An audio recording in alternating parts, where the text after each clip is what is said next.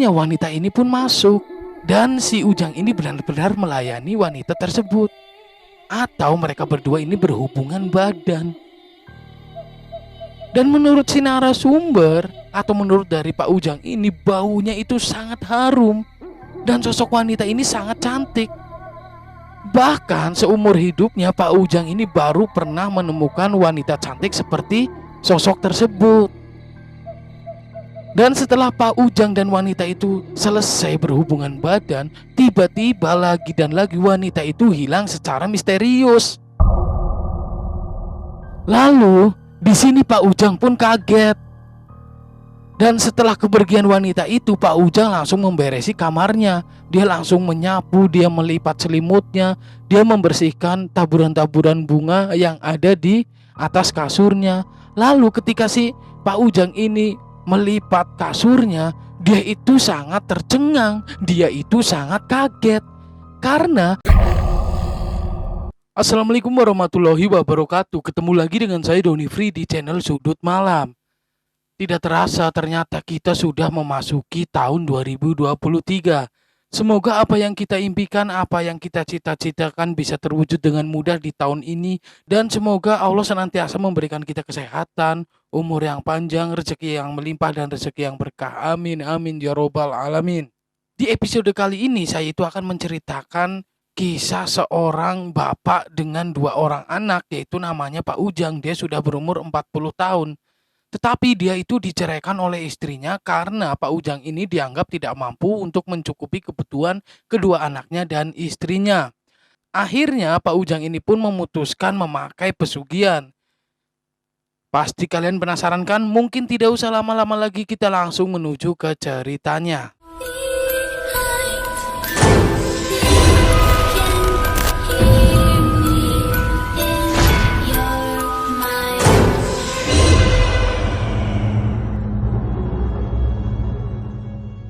Sebut saja namanya Pak Ujang. Pak Ujang ini seorang bapak dengan dua orang anak.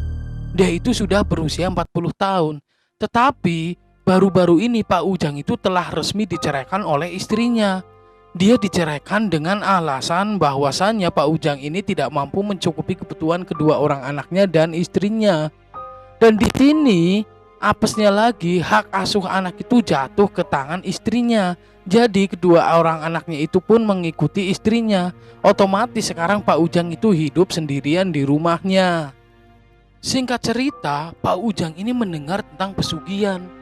Dan ternyata pesugihan ini menurut teman Pak Ujang, dia itu tidak menggunakan tumbal manusia, melainkan menggunakan tumbal kerbau. Dan di sini akhirnya Pak Ujang pun tertarik. Dia ini ingin meningkatkan taraf ekonominya, dia ini ingin sukses. Biar nantinya istrinya, walaupun dia tidak kembali, tetapi istrinya itu menyesal karena sudah menceraikan Pak Ujang. Setelah Pak Ujang mendapatkan informasi yang detail, akhirnya tekad Pak Ujang itu sudah bulat. Akhirnya Pak Ujang ini pun pergi ke sebelah utara Laut Jawa. Dia mendatangi tempat pesugihan tersebut. Sesampainya Pak Ujang di sana, dia pun bertemu dengan juru kuncinya. Dan di sini Pak Ujang itu harus menyiapkan beberapa mahar atau sesaji seperti nasi kuning, kelapa hijau, ayam cemani, kembang setaman, dan lain sebagainya. Akhirnya Pak Ujang di sini pun menyanggupi. Jadi nantinya Pak Ujang ini harus berpuasa selama 2 hari dan dia pun harus merapalkan doa-doa atau mantra-mantra yang diberikan juru kunci ini di dalam gua. Dan nantinya jika pesugihan ini berhasil, uangnya itu dilarang keras untuk foya-foya. Jadi uang tersebut harus digunakan untuk modal usaha. Dan di sini dijelaskan juga oleh juru kuncinya, si pelaku pesugihan ini cowok atau cewek itu harus tidak memiliki pasangan. Jadi bisa dikatakan itu duda atau janda itu bisa. Dan ini pun masuk karena si Pak Ujang ini sekarang sudah menjadi duda. Pada keesokan harinya Pak Ujang ini sudah melengkapi semua persyaratan-persyaratan untuk sesajen ritualnya. Dan si juru kunci ini pun mengantarkan Pak Ujang ke sebuah gua. Di situ terdapat gua. Dan Pak Ujang, sesampainya dia di situ, Pak Ujang itu melepaskan pakaiannya. Jadi Pak Ujang ini hanya menggunakan celana tanpa menggunakan baju. Dan selama 2 hari itu, selama Pak Ujang merapalkan mantra yang diberikan oleh si juru kunci, Pak Ujang ini benar-benar tidak makan dan tidak minum.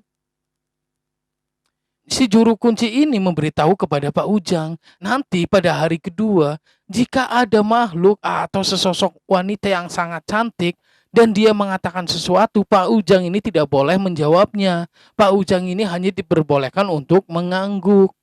Setelah semuanya sudah siap, akhirnya si juru kunci ini melepaskan ayam cemani itu. Dilepaskannya ayam cemani itu di dalam gua, dan di sini Pak Ujang pun tidak tahu apa tujuannya. Dan setelah itu, si juru kunci ini pun meninggalkan Pak Ujang. Lalu Pak Ujang pun mulai merapalkan mantra-mantra atau doa-doa yang diberikan oleh juru kunci tersebut. Dan di hari kedua pada jam 12 malam, tiba-tiba Pak Ujang ini merasakan hawa yang sangat mistis. Dia itu merasa takut. Padahal pada malam kemarin dia tidak merasakan takut sama sekali. Di sini itu terdengar suara burung hantu, suara serigala, bahkan di luar gua sana terdengar suara angin yang begitu kencang. Dan di sini pun Pak Ujang itu merasa sangat takut. Tiba-tiba saja ada seseorang yang memegang bahu dari Pak Ujang. Dan ketika Pak Ujang ini pun menengok, dia melihat ke arah siapa orang yang memegang bahunya. Ternyata di sini ia melihat sesosok wanita yang sangat cantik. Lalu wanita itu pun berkata pada si Ujang, "Aku adalah calon pengantinmu.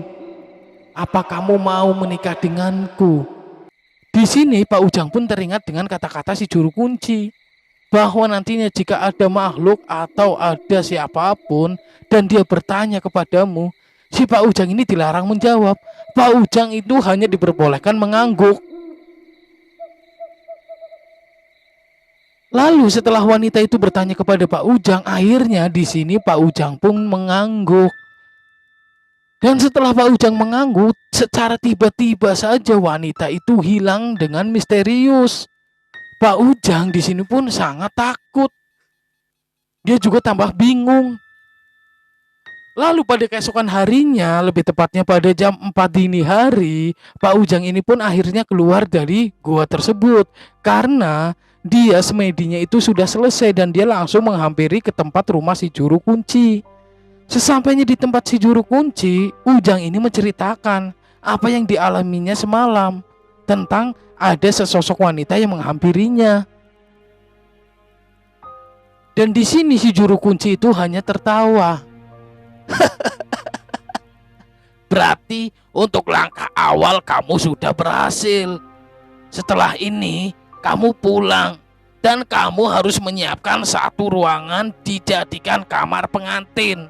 Kamu harus hias kamar itu, harus harum bau wewangian bunga. Dan kamu juga harus menabur kasur tersebut atau tempat tidur itu dengan bunga-bunga mawar. Lalu nanti ketika malam Jumat Kliwon, sehabis maghrib kamu harus sudah ada di dalam kamar itu. Dan kamu juga harus siapkan daun sirih. Lalu daun sirih itu kamu taruh di bawah tempat tidurmu. Dan di sini Ujang tidak bertanya untuk apa daun sirih itu dan lain sebagainya. Si Ujang ini hanya mengangguk. Dia itu nurut sama si juru kunci. Singkat cerita, akhirnya si Ujang ini pun pulang. Dan sesampainya di rumah, si Ujang ini langsung beres-beres. Dia langsung membersihkan kamarnya, kamar yang akan dijadikan kamar pengantin atau kamar rahasia. Dan pada suatu waktu tibalah pada malam Jumat Kliwon. Dan di sini adalah malam yang dinanti-nantikan oleh si Ujang.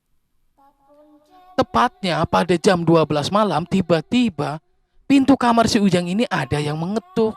Lalu si Ujang itu pun langsung membuka pintu itu. Dan betapa terkejutnya si Ujang ketika dia membuka pintu kamarnya. Ternyata yang mengetuk pintu itu adalah sosok wanita cantik yang saat dulu ia bertemu di dalam gua saat ia melakukan ritual pesugihan. Dan di situ akhirnya wanita ini pun masuk. Dan si Ujang ini benar-benar melayani wanita tersebut. Atau mereka berdua ini berhubungan badan.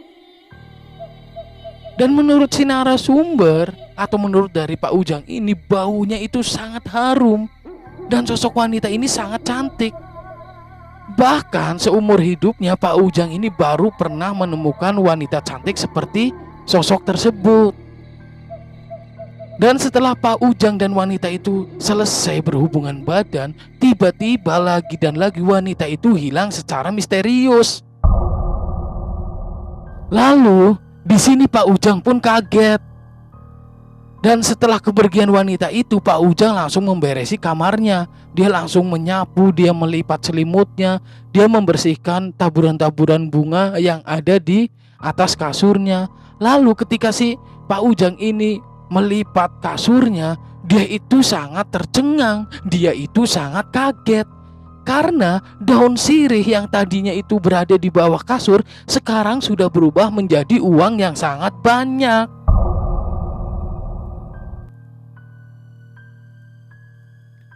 Pak Ujang pun merasa kegirangan, dia itu sangat senang banget. Karena seumur hidupnya Pak Ujang ini belum pernah melihat atau memegang uang sebanyak itu. Uangnya pun akhirnya dikumpulkan oleh Pak Ujang, lalu dia taruh ke dalam lemari. Dan pada keesokan harinya, karena uang tersebut tidak boleh dilakukan untuk foya-foya dan lain sebagainya, dan harus dijadikan untuk modal usaha, akhirnya pada keesokan harinya si Pak Ujang ini membelanjakan uang tersebut dengan tahu yang sangat banyak. Dan Pak Ujang ini pun kembali kepada rutinitas biasanya, dia berdagang tahu keliling. Tetapi belum lama Pak Ujang ini keliling, tahunya sudah habis terjual. Dan menurut warga sekitar, tahunya Pak Ujang sekarang itu beda. Tahunya itu sangat enak. Dan rutinitas ini dilakukan selama 1 minggu. Benar-benar Pak Ujang baru keluar dari rumah, belum lama itu sudah habis total. Hingga pada akhirnya Pak Ujang ini pun memberanikan diri untuk menyewa kios. Dia ingin mengisi tahunya ke dalam kios tersebut. Dan di sini Pak Ujang langsung menyewa 5 kios di dalam pasar. Belum lama buka, kios ini langsung tutup karena tahunya ini selalu habis. Jadi ketika Pak Ujang ini membuka kios, belum ada setengah hari dari 5 kios tersebut, tahunya itu habis, ludes, sudah terjual semua. Dan di sini akhirnya Pak Ujang pun menambah stok ke dalam setiap kiosnya. Dan setiap hari walaupun ditambahkan stoknya, tahu itu tetap laku terjual keras. 3 bulan pun berlalu dan di sini adalah waktu di mana si Pak Ujang ini harus memberikan tumbal sebuah kerbau ke gua tersebut. Gua di mana dulu ia melakukan ritual. Sesampainya di gua, Pak Ujang ini menyembelih kerbau itu di dalam gua tersebut. Karena memang syaratnya tumbalnya itu, kerbau itu harus disembelih di dalam gua tersebut. Dan pada keesokan harinya Pak Ujang ini namanya juga manusia kan, di mana usahanya itu berkembang, pasti dia selalu ingin tambah dan tambah terus. Dan di sini Pak Ujang pun kembali menyewa sebuah kios. Jadi sekarang total kios dari Pak Ujang ini adalah 15 kios dan semuanya itu diisi dengan tahu. Dan ini semakin ramai, semakin hari itu semakin bertambah pesat. Hingga pada akhirnya 15 kios itu pun langsung dibeli cash oleh Pak Ujang. Pak Ujang yang tadinya hanya seorang pedagang tahu keliling sekarang disorot oleh masyarakat karena dia sudah menjadi orang yang kaya di kampung tersebut. Dan tidak lama setelah itu sepertinya Pak Ujang ini merasakan puber yang kedua. Ternyata mata dari Pak Ujang ini tertuju ke salah satu karyawatinya. Sebut saja namanya Ruroh. Ternyata di sini Pak Ujang ini sudah mulai timbul benih-benih cinta kepada si Ruroh. Tanpa basa-basi dan tanpa pikir panjang, akhirnya mereka berdua ini pun menikah. Karena Ruroh ini sosok wanita atau sosok istri yang baik, setiap hari si Ruroh ini pun membersihkan rumah milik Pak Ujang atau rumah dari suaminya tersebut. Tidak terkecuali dia juga membersihkan kamar rahasia itu. Dan ketika si Ruruh membuka kamar rahasia itu, dia itu sangat kaget dan tercengang karena dia melihat ada sesosok wanita dengan pakaian pengantin sedang tertidur di atas ranjang kamar itu. Di sini si Ruruh pun kaget dan dia pun berteriak. Dia memanggil suaminya, memanggil si Pak Ujang. Pak Ujang pun langsung lari menghampiri si Ruruh. Dia pun bertanya kepada si Ruruh, ada apa? Dan di sini si Ruruh itu mengatakan bahwasannya dia itu melihat sesosok wanita yang sedang tertidur. Bahwasannya si Ruruh ini melihat sesosok wanita yang sedang tertidur di atas kasur tersebut. Akhirnya di sini Pak Ujang pun kaget dan dia teringat dengan kata-kata Simbah juru kuncinya dulu. Pada saat sebelum ia melakukan ritual, dia itu sudah ngomong sama si Pak Ujang, nantinya jangan sampai ada orang lain selain kamu yang membuka atau masuk ke dalam kamar rahasia tersebut. Akhirnya dia memberanikan diri untuk membuka pintu tersebut bersama si Ruruh. Krek, loh, mana dek? Nggak ada apa-apa kok. Dek, kamu ini pasti kecapean, makanya itu kamu berhalusinasi. Udah deh, mending sekarang adek istirahat aja. Nanti biar aku yang lanjutin beres-beres rumahnya. Dan di sini si Ruruh pun hanya terdiam. Ruruh akhirnya masuk kamar. Tetapi di sini Ruruh itu masih curiga. Dia itu masih penasaran karena di kamar tersebut itu banyak sekali bunga dan di situ juga ada kendil untuk membakar kemenyan dan dupa. Seperti ada sesajen-sesajen. Tetapi di sini si Ruruh ini tidak berani bertanya kepada suaminya, tidak berani bertanya kepada Pak Ujang. 3 bulan akhirnya kembali berlalu. Dan di sini hari ini adalah hari di mana si Pak Ujang ini harus menyetorkan tumbalnya seekor kerbau ke dalam gua tersebut kembali. Akhirnya Pak Ujang ini pun pergi tanpa sepengetahuan istrinya. Dan tibanya di sana kali ini Pak Ujang itu ditemani oleh juru kuncinya. Jadi mereka berdua ini masuk ke dalam gua. Dan mereka berdua ini menyembelih kerbau tersebut. Dan di situ Simbah juru kuncinya kembali mewanti-wanti sama si Ujang bahwasannya si Ujang ini jangan menikah lagi. Lalu di sini Ujang pun merasakan kaget biar ternyata si Ujang ini melupakan perkataan dari si juru kuncinya.